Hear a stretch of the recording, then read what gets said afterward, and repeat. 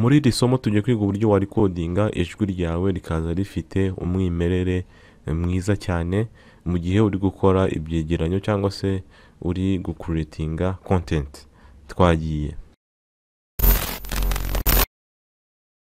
twongeye kubaha ikaze kuri channel yacu na channel yanyu ishumi rya mudasobwa. Twizere ko mumeze neza aho muri hose kandi mukomeje kugubwa neza, abari mu Rwanda ndetse n'abari hanze yarwo.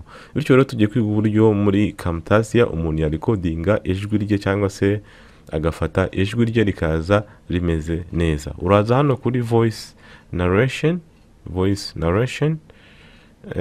noneho kaza hahita haza nyine kano kantu ugahitamo microphone ushaka gukoresha. Hano iyi microphone ya hasi ni microphone ya computer isanzwe. Iyi microphone USB condenser micro niyo nashyizeho, akaba ari microphone nziza itanahenze ariko nyine ifite ijwi rya qualité. Bityo ni byiza ko nimba uri umuntu ucreatinga content kuri YouTube ndetse n'ahandi, ni byiza ko wagura microphone nziza kuko ijwi nicyo kintu cya mbere cy'ingenzi mu gucreatinga content. Ushobora kuba ufite amashusho atameze neza ariko ufite amajwi meza abantu bose bakumva, ariko mu gihe ufite amashusho meza ariko amajwi ameze nabi, icyo gihe uba wakishe.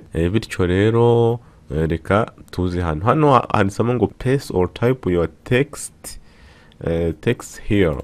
Ni muri script nyine mu gihe ushaka kuvuga usoma ibintu. Wenda reka twandike umunsi umwe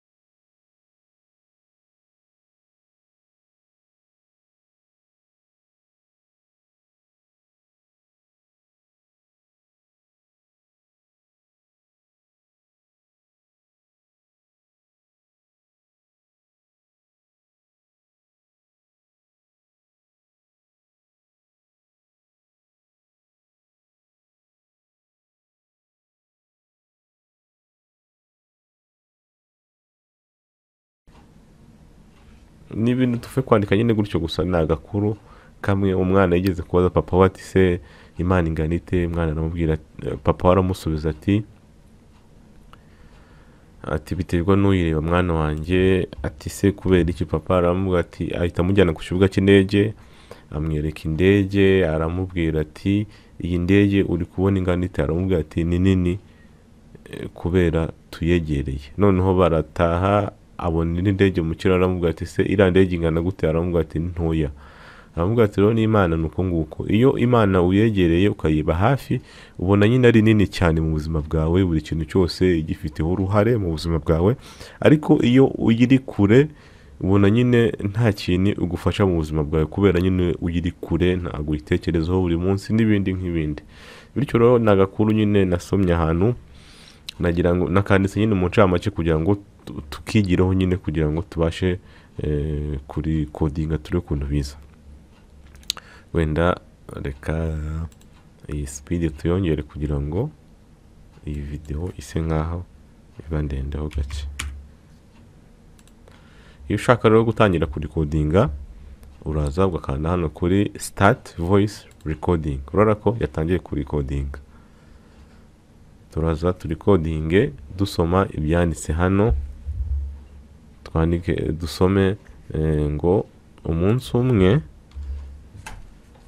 umwe umwana yabajije papa we ati Imana ingana gute? Papa we aramusubiza ati biterwa n'ubireba mwana wanjye, iyo uyiri hafi ubona ari nini mu buzima bwawe, ariko iyo uri kure yayo ubona ari ntoya mu buzima bwawe.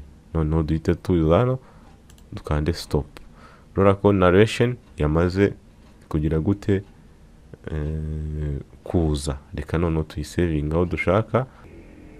narration 1. Urako ihise yizana hano, none reka duplaying twumve. Urareba rero ko irimo kugira gute, irimo gusubira mu byandi twari twodinze nyine. Urarako audio ni iyi ngiyi hano hejuru, video ni iyi ngiyi. Bityo turi codinga, ushobora kuba uri codinga ibyegeranyo, amakuru ndetse n'ibindi bigiye bitandukanye. Ushobora kwifashisha ino program cyangwa se ino software yitwa Camtasia kugira ngo recording ijwi ryawe. Reka rero na turi playing twumve uko bimeze. Umunsi umwe umwana yabajije papa we ati Imana ingana gute? Papa we aramusubiza ati biterwa n'ubireba mwana wanjye. Iyo uyiri hafi ubona ari nini mu buzima bwawe, ariko iyo uri kure yayo ubona ari ntoya mu buzima bwawe.